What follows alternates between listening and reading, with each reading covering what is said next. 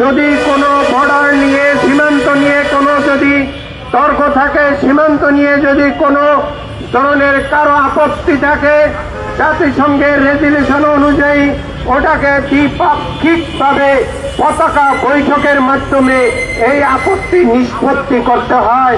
এইটাই জাতিসংঘ, এইটাই জাতিসংঘের রেজুলেশন। কিন্তু আজকে আমরা কি দেখতে পারি, ওই ভারতের আগ্রাসী যারা ক্ষমতায় আছে তারা আগ্রাসী ভূমিকা পালন করে। বাংলাদেশের বিরুদ্ধে তারা সব সময়ের জন্য একটি ষড়যন্ত্র এবং আগ্রাসী ভূমিকায় থাকে। আজকে সেই আগ্রাসী ভূমিকায় আপনারা ইতিমধ্যে দেখতে পাচ্ছেন যে যে ক্ষমতাধর যিনি ডাকাতের মতো আচরণ করে, ওই মোদি অমিত শাহর মতো আর একজন ডাকাত আছে, সেটি হচ্ছে আমেরিকার মতো ওই যে প্রেসিডেন্ট, যিনি আজকে ডাকাতের মতো ভেনিজুয়েলার একজন মুদেরাকে তারা রাত্রের অন্ধকারে ধরে নিয়ে এসছেন।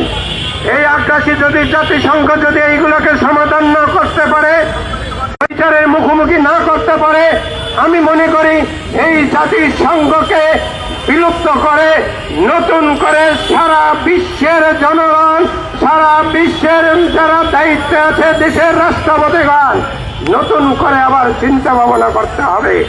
আজকে সারা বিশ্বকে বৃদ্ধাঙ্গুলি দেখাচ্ছে ওই ট্রাম্প, এবং আজকে বাংলাদেশের প্রতি বৃদ্ধাঙ্গুলি দেখাচ্ছে এই যে পতিত স্বৈরাচার শেখ মুজিবের কন্যা ওই ভারতে গিয়ে আশ্রয় নিয়েছে। আমরা পরিষ্কার ভাষায় বলতে চাই, আজকে বাংলাদেশের প্রতি কেউ যদি আঙুল তুলে কোনো কথা বলতে চান, দেশের স্বাধীনতাকামী বাংলাদেশের মানবতাবাদ জানাবে। কারণ এই ভূখণ্ড, এই মাটি 71 সালে 30 লক্ষ শহীদের রক্তের বিনিময়ে আমরাই অর্জিত বাংলাদেশ। লাল সবুজের পতাকার দিকে কেউ যদি নজর দেয়, আমরা তার চোখে চোখ রেখে তাকে প্রতিহত করব, এটা আমাদের দৃঢ় বিশ্বাস আছে। আমি সংক্ষিপ্ত বলবো, শেষ করতে চাই, আজকে বাংলাদেশ মোর্চার দায়িত্বে আছেন।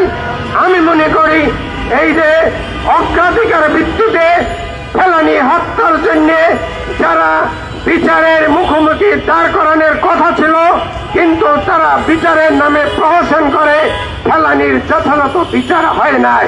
যদি বিচার হতো তাহলে যথাযথ ক্ষতিপূরণ পেত।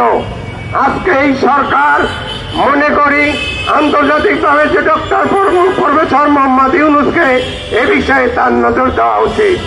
আপনি যে নির্বাচনের দায়িত্ব নিচ্ছেন, একটি ভালো নির্বাচন দিয়ে যদি এই পরবর্তীতে যারা পরিচালনা করবে তারই একটি দক্ষ হাত জনাব তারেক রহমান। আমি মনে করি নির্বাচন যদি যথাযথ হয়, জাতীয়তাবাদী এবং আমরা যারা যুগপৎ আন্দোলন করেছি এই জাতীয়তাবাদীর নিয়ন্ত্রণে, জাতীয়তাবাদী অধীনেই আগামী বাংলাদেশ পরিচালিত হবে। এই দক্ষ হাত হচ্ছে জনাব তারেক রহমান। আমরা সাংবাদিক বন্ধুদের মাধ্যমে জানিয়ে দিতে চাই, আগামীর বাংলাদেশ যে বাংলাদেশ হবে, সেই 5ই আগস্টের আগে যারা এদেশের আধিপত্য আগ্রাসনের বিরুদ্ধে কথা বলে নাই, আমরা রাজপথ থেকে পরিষ্কার ভাষায় জানতে চাই, জানাতে চাই, এই বাংলাদেশ কারো বাপের বাংলাদেশ ছিল না। এই বাংলাদেশ হচ্ছে গণতন্ত্রকামী মেহনতি মানুষের, কৃষক শ্রমিক জনতার। সেই প্রত্যাশা করি আগামী নির্বাচন সঠিকভাবে পরিচালনা করে যারা ক্ষমতায় আসবে, এই গণতন্ত্রকে পুনঃপ্রতিষ্ঠার মাধ্যমে আগ্রাসনের বিরুদ্ধে, দেশের বিরুদ্ধে যারা কথা বলবে তাদেরকে প্রতিহত করে বাংলাদেশের প্রতিটি ইঞ্চি মাটি আমাদেরকে বুঝিয়ে নিতে হবে ন্যায্যতার ভিত্তিতে।